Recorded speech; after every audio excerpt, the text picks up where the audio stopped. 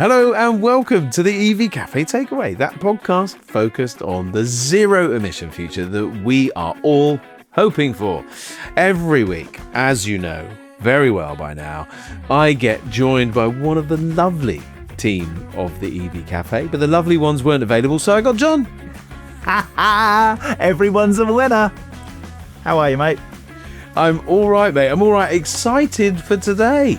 We get to talk to somebody that began their career in vans. Absolutely. Vans and trucks and all of that good stuff. But now they're doing something wonderful and different. But, you know, it's okay. People are allowed to leave the van world.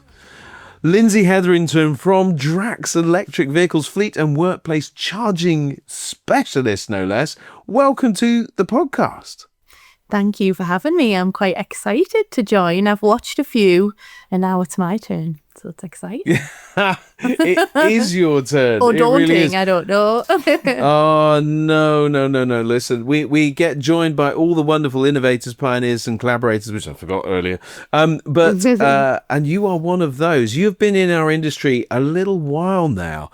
So, really focusing in on that challenging area of charging, both from a marketing perspective, but now also actually delivering it.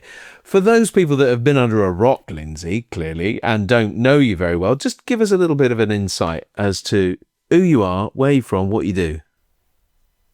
So I am Lyndsey Hetherington and I work at Drax Electric Vehicles. So obviously Drax supply renewable energy and I sit in their EV team, and basically I would describe my role as helping and advising companies and fleet on their transition, getting charge points in the ground and supporting them the long term, so building that relationship with them. And I am from Newcastle, so I've done this for 10 years now, like you said. Started off in the marketing and then kind of moved into sales, but I still wouldn't class myself as a salesperson. I don't feel like not. So you started out colouring in and now you're actually doing the do. What a cheek. Yeah. To all those marketeers out there, I love you all. You're wonderful.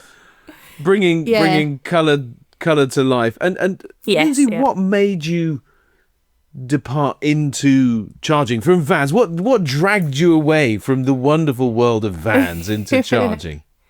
Well, it was about 10 years ago now, and I was marketing at Beltrick and Van, and then I was just kind of looking to progress my marketing career really, and I seen a marketing job come up at a company called Elmtronics. People might kind of remember that really, really back in the day. Had an interview with these very amazing guys called Dan and Anthony and a lady called Susie as well. And they just sold me the dream, basically. I thought I was joining a huge company when I had the interview with them. And it was actually quite a small company and starting off in electric vehicles. And I had no idea what it was about. I didn't even know. I knew the Nissan Leaf because my husband worked at Nissan and he used to help make them and things like that on the line, and then it got moved. But he worked at Nissan and that's the only thing I knew about electric vehicles at that time. But I was really keen and eager to join a new industry, and it paid off. It did really well for me.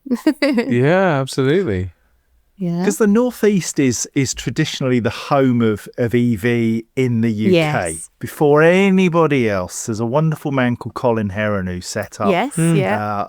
Dr. Colin. I call him Dr. Colin. Dr. Colin. who put in tons of EV charging. Yeah. And I go to Tynemouth quite a lot and spend my time in the Northeast. And the charging is everywhere. And electric vehicles are the norm, far more so than I expected. And you're part of that. You must be hugely proud that you're helping a transition that isn't just done because it's the sort of fashionable thing to do, but you're making a difference. Yeah, I think when I kind of first started off, it was so new, and LMEV, which changed to Elmtronics then, were based at the Future Technology Centre And that's where Dr. Collins' team was based, Zero Carbon Futures. And we worked together so much. And it was such a new industry. We had different projects and things together. We did events. It was such a new industry. It was so exciting, and it was really kind of niche. Everybody wanted to hear about what we were doing. I think it's obviously changed a bit now, but we were putting like chargers in for loads of NHS trusts, all new ones, doing engagement events, bringing Tesla to places, letting people have test drives, and like to hear the reaction of like, oh my God, these vehicles are amazing. Yeah, looking back, actually, it is a massive journey that I've been on, and I feel so like precious about some of the chargers and some old customers that I work with. I'm like, that's my charger. Yeah.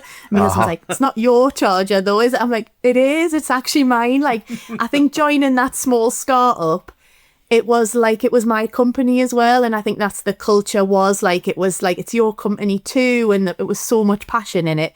We had an amazing time. It's brilliant going past some of the car parks and you see Necker on the 50 kilowatt chargers. And I know, I just they don't work. They don't work. That's the thing. Like, some of them don't work anymore. And I'm like, oh yeah, maybe it's not my charger. We've got the taped up. But we'll go into that. And that's like lessons learned, isn't it? From a long time in the industry. Perfect segue, really, because, you know, Elmtronics now doesn't exist. They've been sort of merged into another company, and so like, you know, your day job today for Drax has been built on something that you really because they were an amazing company, and Dan in particular, a real entrepreneurial leader. He's so onto his new thing now. I think he's doing rum or some such thing out there in the world. Yeah, I think he might have even written a book. And I mean, the boy's been busy, right? But you got to work with a genuine entrepreneur, somebody really passionate about, you know, this sector. And it's really, I don't know, birthed something in you. Talk to us just a little bit about that experience in really elevating, because you were responsible for bringing these people to the surface, you know, award-winning in Green Fleet and other bits and pieces. A real journey. Talk to us a little bit about that journey and how you played your part. Yeah, I think for me, I obviously joined the company, and we were doing like home chargers under the free government grant. Everybody got a home charger. They did had an electric vehicle. It was just a free for all, basically. And the company then grew into commercial. And for me, that was a bit of a step, because at the time I was doing marketing and getting the guys' faces out everywhere, going on radio shows, all of that kind of thing in the Northeast. And then I kind of slowly transitioned to like a salesy kind of role within the company, because there was nobody else, I suppose, doing it and managing those customers. And that was when I think like all of my knowledge grew, and confidence, and kind of that passion as well, like to see something and get something in the ground. But I think it probably stems, like my kind of passion for this job that I'm in stems from my kind of degree, I think, at uni. And it's just like building relationships and having, working with people. And I love it. I love chatting, and it sounds so corny, I love chatting, but I love just getting out and about and just helping people as well. And in that company, the culture was like the best I've ever experienced. Like, I can't even explain it. Like, so it was such like a family feeling. It had its ups and downs. There was hard times and good times, but like things like the back office, Hubster, we just come up with the name Hubster in the office, just like drawing. Like, Dan used to always get his clipboard out and used to draw, and that's how he would explain things, and everyone would be so enthusiastic. And like a big company was kind of grown from a couple of people just like working their socks off and having the passion to make change and do something. So good. You talk about passion, and you said that some of it came from the degree that you studied. So what did you study? So I did public relations. Not many people know about that. Like, people think public relations is when you go to Magaluf and people are standing in the streets trying to get you in bars because people are like, what, PR? A PR? I'm like, yeah, I did PR at uni. And they're like, you did that? And I'm like, yeah, no, it's completely different. So public relations I did at Sunderland Uni. It was really good. If you operate a fleet of cars or vans, you'll know electric is the future. Transitioning to EVs can be daunting, but with Europe Car, it's effortless. Our long-term EV rentals eliminate the upfront costs, contract commitments, and uncertainty. Instead, you'll get total flexibility, a wide choice of cars and vans, and Europe Car's expert support.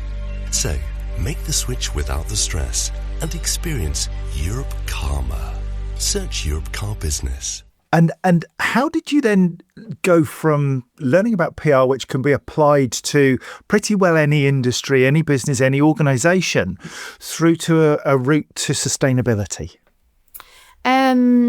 Probably just potluck, really. I don't think I went into obviously vans and trucks doing marketing and that very linked together, and then seeing that a job came up in marketing. And it was literally 5 minutes from your house. It was next to Nissan. It was ideal.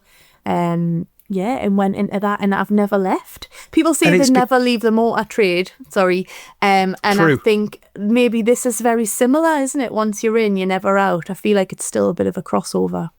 But you've chosen a path which is not easy within the motor trade, in that, you know, anybody can sell stuff to do with petrol, diesel, any other vehicle type, but you've chosen to do the hard yards, which is getting early in an industry. Got in early in an industry and said, you know what, I'm going to make a difference, transitioning to something completely new that lots of people don't trust. And as somebody who's in PR, your job's to help them trust.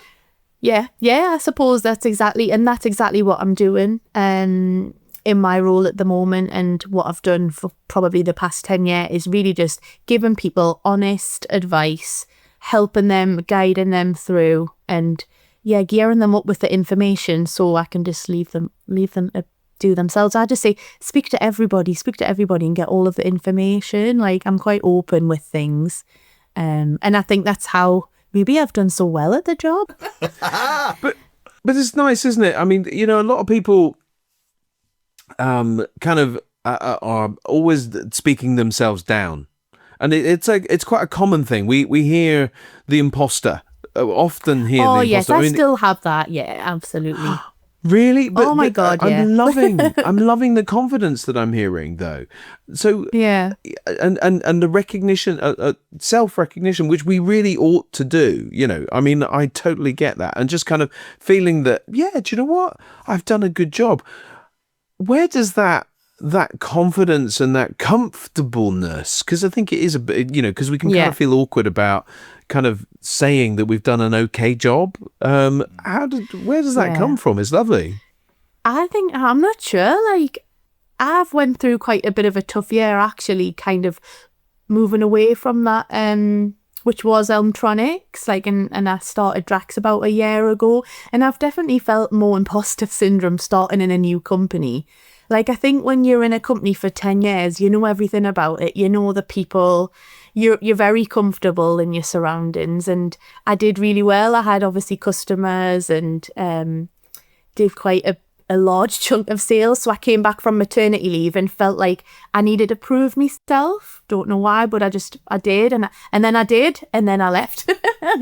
and then I came to Drax, and joining this culture is amazing. Like, it's really nice. It's very similar to the kind of old Elmtronics days and things like that. But I think having these opportunities to speak at events and webinars and things like this been a real big challenge for me.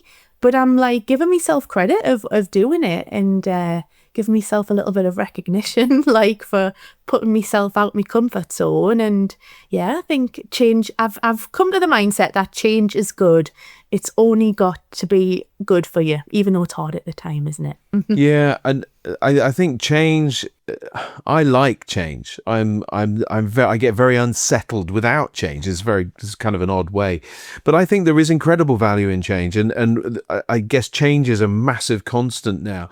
And moving into Drax, what has been, because obviously Drax are really bringing some really strong solutions to the marketplace, charging, but also the ecosystem around maintenance and repair and getting it in the ground, planning, doing all of that good stuff. Talk to us a little bit about how that kind of constant change is driving the machine that is you and Drax. Yeah, I think initially kind of starting Drax, learning about the energy, renewable energy side of things is a huge learning curve, which has been very exciting. And I think that's changed kind of my view on electric vehicle charging and putting them in the ground and how we support customers. And yeah, learning every day, I think, is always really exciting. I feel like in this industry, you do learn every day, don't you? Like, and I'm having the same conversation still with some people, like fleet managers, that I've had 10 years ago.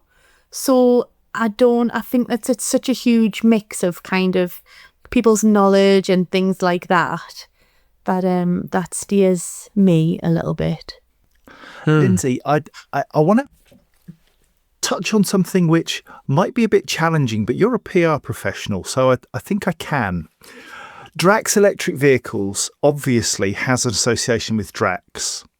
There are those people who don't know the facts behind Drax that might have a prejudiced view based on some of the history and some of the activities that Drax has undertaken with burning fossil fuels and wood pellets. And now, Paul and I, we're lucky because we are close to senior managers, people in Drax, we have got inside of the prejudice and understand the facts behind what Drax does. For somebody listening to you speak about Drax as a warm and pleasant place to be, they might be surprised by that. Drax isn't a big, bad, evil monster, is it? It is a responsible, sustainable business that is transitioning from where it's been to a new place. Are you comfortable with being handling those objections from people when they come to you and say, "Oh, Drax"? Yeah, I think, to be honest, I don't get many, I don't get many objections. I get actually questioning like, "Oh, who are Drax and what do Drax do?"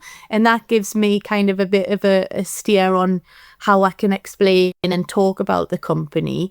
And I think, again, it's that education, it's misinformation in the press, maybe propaganda, things from TV shows, which we are all kind of in the electric vehicle charging industry, electric vehicle industry. We experience that all of the time, don't you? You see programs come up on ITV about charging, and in the news, if there's a fire, it's always an EV. And I think it's always just that kind of education piece. And I think that's with politics in general as well, learning about things. Yeah, I don't think it's a huge kind of issue for me. And I kind of just speak as I find, and I am really comfortable and happy in this company, and I feel like I'm being treated well, and I've got a great team around me, which is really exciting, I think, and I can only kind of portray that. It's the team. It's so the much people. Yeah, and we're really lucky. We've got to speak to so many people from the team, the wide team that cover energy and electric vehicles. And the thing that comes across is how sincere everybody is, how friendly they are, and how knowledgeable you all are.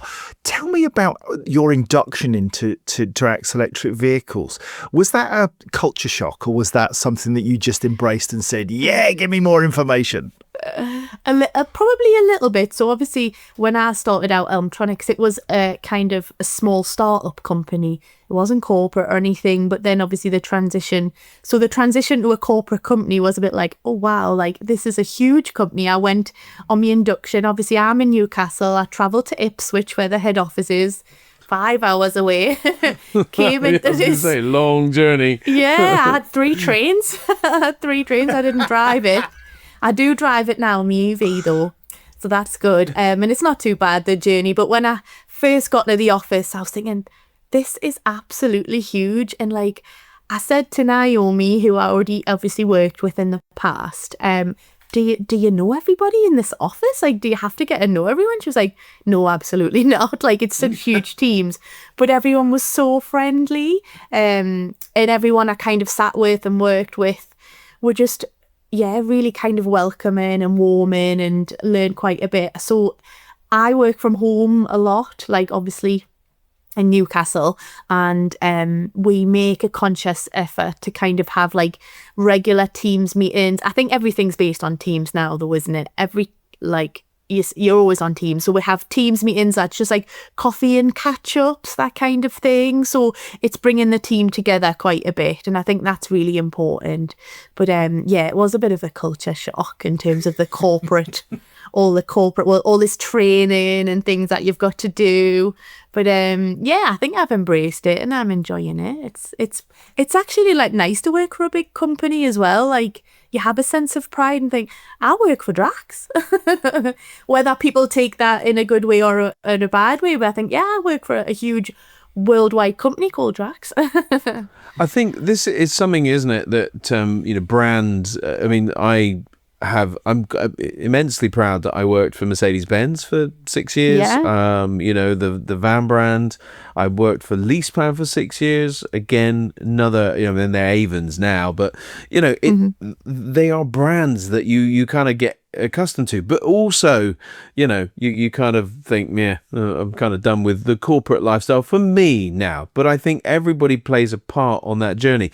What I'm curious about, Lyndsey, is where did your journey start? And I guess that where was that acorn moment, that sort of thing that says, this is what I want to be when I grow up. Do you know what I mean? When you're sitting in the back of the class sniffing glue. Oh no, that's just me. Sorry. When you're when you're just kind of letting the brain run away with you and kind of thinking, well, what do I want to be when I grow up? How was that kind of migration from those times all the way through to uni, then doing PR at uni? Because it's not, it's not something I would have immediately jumped into thinking about. What got you there, and how did it all start? At secondary school, we kind of just had the option to kind of stay on at sixth form or go to college, and everybody just stayed on at sixth form. It was a thing, and you got your weekly, I don't know if everyone remembers, you got a weekly £30 EMA payment for going. Maybe you're too old for that. Nobody paid me to go to school. I might have done better if they'd have paid me. I got paid £30 a week, which was spent like going out clubbing, that kind of thing. So we stayed on at sixth form, and I did A-levels there. And then I had a few things that I potentially wanted to be when I was older. One was a paramedic, random, but it's still in my head a little bit, thinking potentially probably might like to do that. Another was like beauty, like, eyelashes, obviously, nails, all that kind of thing, of course, all that jazz. Clearly. And then the things that I kind of like to do was English and art, that they were my favourite subjects and I loved them. And then one of my art teachers said, what about like a marketing degree? And colouring in. See, I knew it. It's really not though, Rude. I know. Our Nick's going to be on you. So he said, and then he said PR, and I was like, I didn't even know what PR was. And he said to me, Mr. Southgate, he said, there's no money in beauty. Go and do a degree in PR. And I think, he probably was right at the time. But when I look now, these people that have like these beauty salons and they're doing eyelashes, they're doing Botox, and I think, there's a lot of money in beauty now. Maybe have I made the wrong decision? But I never thought I would end up in this industry. I don't even think this industry was a thing when I was at school. It probably wasn't. So I went to uni and did PR and loved just like the whole aspect of getting into the press, getting into newspapers, all events, all of that kind of thing. And that's kind of how it started. And I feel like I haven't left. So you mentioned a Mr. Southgate, and we've all got teachers that we remember from our school days. Yeah, I can remember that far back. And apparently your long-term memory gets better as you get older, and your short-term memory's not so good. Maybe. It's true. But are people who's inspired you on the journey? Maybe early doors, Mr. Southgate, but then maybe later Dan. I don't know. I mean, who? Not to put words in your mouth, but who's been an inspiration? I think just in general, probably maybe not so much teachers, things like that. Maybe just me mom's been a huge kind of inspiration to us, like always kind of pushing us to be who I want to be, and just being really encouraging, just a lovely little mom. But I think now, as I get a little bit older, Dan was a huge inspiration. Just his kind of whole ethos, and his mood uplift in the office, all of that was great. But as I get older, I think it's like the working moms, like in the industry, and the women that are like working, they've got a family, they're trying to bolster their career, they're juggling home life. I feel like when I see like women like that and in progressing in their career, not ashamed to progress in their career, really is a huge inspiration for me. Like Naomi, I look up to her and think she's got a family and she's done so well in her career at the same time, and going to all of these events and speaking so confidently. Yeah, I just think up the moms. Up the working moms, like, yeah, it's such a hard job. It's such a hard job, and I know I've faced some like kind of hard moments to stay in the career and to stay working and stuff. But I love working, so why shouldn't I kind of do? Why can't I be both? Why can't I be? Yeah. Let's just develop that a little bit. So up the working mums, we're with you. Absolutely. What is the thing that you are proudest of having delivered so far? In life or just in work? I think life and work, surely. Well, thanks, Paul. Yeah. Sorry, John. Yeah, no, that's okay. I think maybe just generally being where I'm at now, I think I've got to kind of take comfort in that I've got this great opportunity in this amazing company, and I've got 2 fabulous young kids, which can be testing at times, but we're happy. We're plodding along. Every day is like crazy until 9 o'clock, and then I come to work and I can breathe and then clock off again, and just, I suppose, being like content in our family life and where I'm at now. And I do love to tell the story of the whole Elmtronics thing, of how it started from a small scale up and then it got acquired by a huge company, and I'm still attached to that. Like, I think I probably always will be. Don't know if you ever like move away from that. That was a huge part of my life in my career as Almost well. Like your first love. Yeah, it's weird. I think like have grieved a little bit for that company. I don't know how Dan and Ant feel. But yeah, I feel like I've went through that a bit of grief. Drinking rum, that maybe I just need a little bit of rum.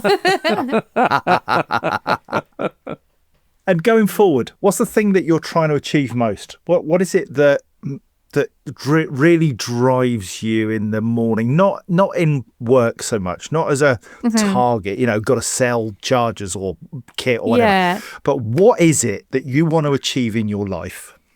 That's a really hard one, isn't it? I think, like, as I get older, you do think about that a lot more, don't you? And where you want to be. And because I think I've went through a huge kind of journey of like meeting my husband. We got engaged, we had like fairy tale wedding, we've travelled, we've been on honeymoon.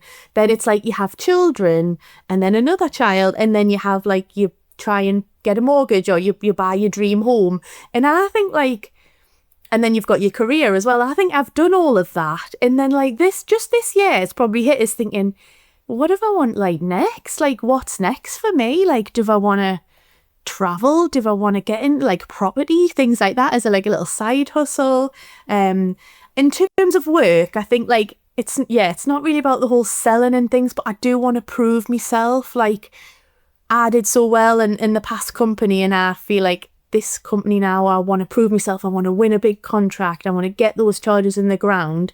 And I think I'd feel like more content and a bit more settled with doing that. And although I'm really busy, just things they take time, don't they? I think that's what's coming. And then in like home life and family life, I think I've started going back to the gym. I've recognised that I need to take more time out for myself. And I'm not just like a mother or a worker or a wife spinning different plates. I think I'm kind of feeling less guilty now of thinking, no, I'm going to get a little part of myself back and take some time and do a little few hobbies and things. And I would like to take my children travelling, like for a gap year. That's like in my mind. I don't, probably not anytime soon, but like, you know, you see people like taking their kids away for a year and travel the world, maybe do something like that as a family. But yeah, probably have to sell my house to do that first, so maybe not. Have to get some really big contracts in at work. I love the inner workings of the human mind. It is just wonderful, isn't it? That you know, I love the fact that you're dreaming in that way. I don't do enough of that. I don't. You know, if you ask me that same question, what do you want to be when you grow up? Well, first of all, I don't really want to grow up. But second of all, I'm, you know, very much in the doing the do. It's hard to see, you know. Good though. I think that's good because you're present, and sometimes I think we're not present enough in the here and now. We're potentially worried about like what ifs in the future. I know I'm a bit like that. Like, oh, what if this happened? And I think you've got to ground yourself and think, actually, just be present in this moment and enjoy the here and now, because you don't know what's going to happen in the future. I like that, and I mean, I go for a walk every morning, and like you, the little bit of time that you spend, it's about 30-40 minutes, depending on how quickly I go, is I would have regretted that as lost time before, and now I don't.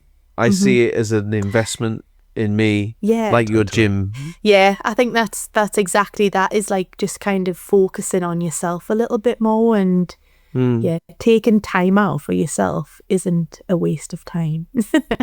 Definitely not. Well, we have a very special. Now, do you know this? Do you know what's coming next? I don't know. No. Oh dear. This is another one that doesn't listen to the podcast. I do. Just not to the end. Just not to the end. The sound guy Naomi's said to me, gonna be if it furious. doesn't sound good, people switch off and they don't listen. I wonder if the sound was bad on those ones. Well, we have a very special closing tradition on the EV Cafe Takeaway podcast. We present you with your very own magic wand. There we are. Oh, yes, I do. No, yeah. Just grab it. It's just not Is that Harry significant. Right, hang Potter on. one? You haven't got it yet. Just wait your turn. I'll take it. It's just kind of grabbing. Yeah. Dear me, right now, listen, let's very gently present it rather than it being grabbed. Yobbo. I don't know. There you go. I am from Newcastle. Yeah, I've got it. Thank you. There we go. Now you've got the one. In fact, you've got 4 of them. I mean, it's amazing. So what we want to do, Lyndsey, is hear from you on a wish for the future. We've just heard your dreams. We've heard a little bit about that. Yeah. Perhaps, but that was a lovely mix. Now, you are free to choose and use your wish as you will. Just say that world peace has been sorted. We haven't dealt with COP26 yet, and the abject disappointment that that's likely to be. Anyway, moving on. It just happens to be topical in my brain. Yeah. And of course, we've had a personal chef, which was for an international bodybuilder, weightliftery type person. So we can understand how giving him a bit of time back was fine. What do you think? Well, how will you use your wish? I think it would be, in terms of the industry, that just kind of negative vibe. Like those negative stories, lack of education, that is just bringing kind of what I'm doing day to day down a little bit. Like, I'm only trying my best. We can only try your best. And I think some people are just generally quite negative when they don't need to be. I suppose in every aspect of life, isn't it? I think, yeah. I started reading positive vibe. Yeah, positive vibe. I started reading a book. I've started reading listening to podcasts and things. And I've I've started reading the let them theory, and like I think that is so big. Just let people be themselves. Let them be. Don't try and have opinions. Don't try and control what other people are doing. Just let them do them, and everyone will be much happier. So I think sort of you do you. Yeah, you do you, and stop having like negative opinions and things about what other people are doing. If I want to drive an electric car, I'll drive an electric car. If I want to do this job, I want to do this job. If I want to work with Drax, like, and I think it's amazing, then I will. And I think that would probably help the industry and just life in general, isn't it? Be a bit more positive. I think so. Yes. Yeah, I love that. Positive vibe, John. Positive vibes. Yeah, it's hard at the time when you're in a tough time, but I think, you've got to try and stay positive. I think what I love about you, Lyndsey, is that you're so, and excuse the electrical pun, but you're so grounded in the things that matter. You know, you're easy to communicate with, you're fun, you hold on to the moment that you spoke about, you know, the Elmtronics feeling. Yeah. And that's the sort of feeling that you take with you, that formative experience that helps to make you who you are. And it reminds us all to not overstress. Don't over worry about the future. It will take care of itself. Just be the best you can be today and for those around you that matter. Yeah, absolutely. I think, and I've went on that whole journey, I think, over this past year, and thinking like, just be present in the moment. And life's too short, isn't it? Life's too short. I'm grateful for that Lyndsey, reminder.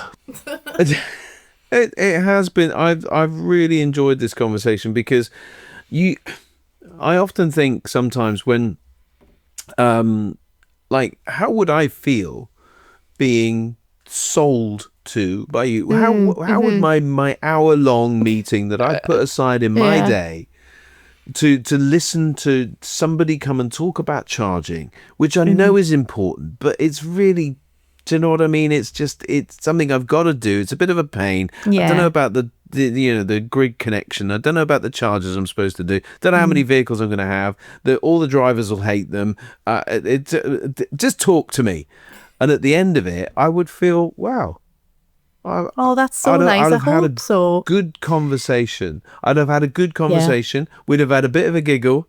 I'd have got a lot of information from somebody that's really grounded, as John said, in the industry, that's had a real knowledge of deploying this at scale, is backed by a great company, and is going to deliver something. I'm going to walk away from that meeting feeling really, really confident and quite happy that I've met somebody that is going to do a great job. No, that's so nice. I think that's all I want. Like, I'm not this huge salesy person. I just want to be open and honest and help people and doing what they need to do. And if that's getting chargers in the ground, then that's brilliant at the end of the day. But I kind of build up relationships with customers. I sometimes see them as my friends. I don't know if that's a good thing or not, because I think they probably don't see me as a friend. They don't see me as a friend. I'm just like, oh, give them hugs at networking events and stuff. But I just love as long as you don't turn up at their front door. Yeah, no, I wouldn't do that. But just building relationships, I think, and that's with someone you can trust both ways is really important. Absolutely. Bit of trust, bit of fun, bit of information, all accelerating the transition to zero-emission transport, which is what we are all about. Lyndsey Hetherington, what a joy and a pleasure. So, listen, everybody, you need to reach out to Lyndsey. You connect with her on LinkedIn. She's there. That's my other screen. The screen is there. She's there. There she is. Hi, Lyndsey. So connect with her on LinkedIn, follow Drax, get the truth, as John was talking about earlier. Learn about, because Lyndsey, just have you been to the Hollow Mountain? No. Oh my gosh, you're already halfway there. The Hollow Mountain is in Loch Orr, AWE, or around that area.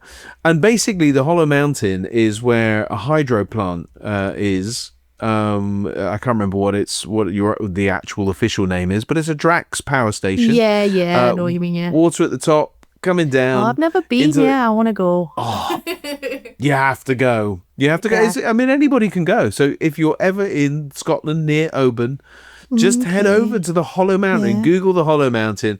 Phenomenal place to go. Okay. And you can see it all in action. And they can spin up 4 gigawatts of power. And for those of you that don't know much about power, that's a lot. Enough to power significant swathes of Scotland in just 2 minutes or less, actually. If it's on standby, it's crazy the amount of power they can turn on and off like a tap. And as it's a hydro plant, that's kind of quite appropriate. It's just a great big tap. Anyway, sorry. I tell our customers all about that, and I've never been. How bad is that? So I'll have to scoot up there. Well, I did a video on it. Did you? You can see my video. I'll tag you in. It's exciting. Anyway, so everybody follow these guys. Yeah. Follow these guys, connect with them, but also check out those other podcasts that John mentioned earlier. 130 of them. And if you're thinking, what about all of these EVs? They're all really expensive. Well, head over to our website. We've got a leasing comparison tool there. You can check out every electric vehicle that you might want to buy, be that a van or a car. Business leasing. Fabulous. Go check it out. Go compare those vehicles and then head over to leasing.com and find out more. It's been fabulous, and we are very excited to have had wonderful time with Lyndsey. John, thanks very much for joining me today. It's an absolute pleasure, as always. As always. If we saw the chat, you might not think so.